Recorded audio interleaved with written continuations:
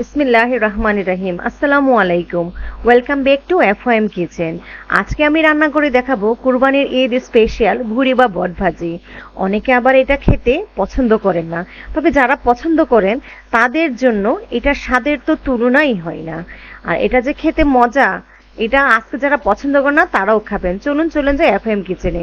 এখানে আমি 2 কেজি ভুড়ি ধুয়ে ছোট ছোট টুকরা করে নিয়েছি।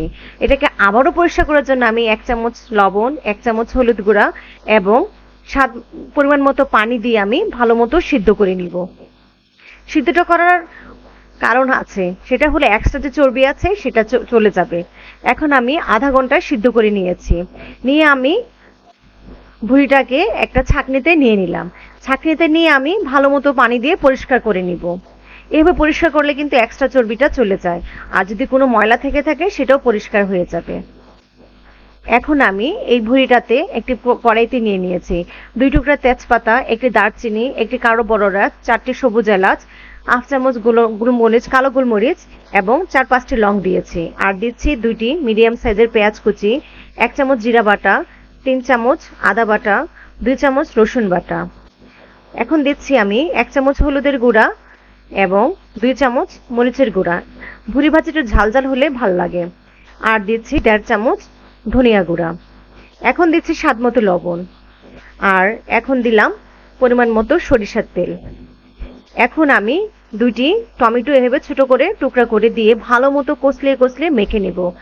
আর এটা তো জানেনই, যত মাখা হয় ততই কিন্তু স্বাদ বাড়ে। এখন হাতটা ধুয়ে আমি একটু পানি দিয়ে দিলাম। পানি দিয়ে আমি ঢাকনা দিয়ে চুলাতে আমি প্রায় 10 থেকে 15 মিনিট কষিয়ে নিব। ভালো মতো কষাতে হবে যেন কড়াইয়ের তলায় না লেগে যায়, আর একটু পরপর নেড়ে দিব। প্রায় 15 থেকে 20 মিনিট আমি এভাবে কষিয়ে নিয়েছি। কষানোর পরে আমি এখানে 1 মগ পানি দিয়ে দিলাম। পানি দিয়ে আবারও কিছুক্ষণ কষিয়ে নিব। দেখেন আমি কিন্তু একটু পরপর পানি দিচ্ছি। এভাবে আমি 7-8 বার পানি দিয়ে ভালো মতো কষিয়ে নিয়েছি। আর এটা ভুঁড়িটা কষানো হইতে আমি একটা ভুঁড়িটার জন্য বাগার তৈরি করে ফেলি। আর এইভাবে বাগার দিলে কিন্তু ভুঁড়ি ভাজা খুবই মজা লাগে। এখানে আমি কড়াইতে পরিমাণ মতো সরিষার তেল নিয়ে 1 চামচ আস্ত জিরা, 4-5টি শুকনো মরিচ এবং 10-12টি রসুন কোয়া এবং একটি মিডিয়াম সাইজের পেঁয়াজ মোটা কিউব করে কেটে আমি প্রায় 6-7 মিনিট লালচে হওয়া পর্যন্ত ভেজে নিলাম।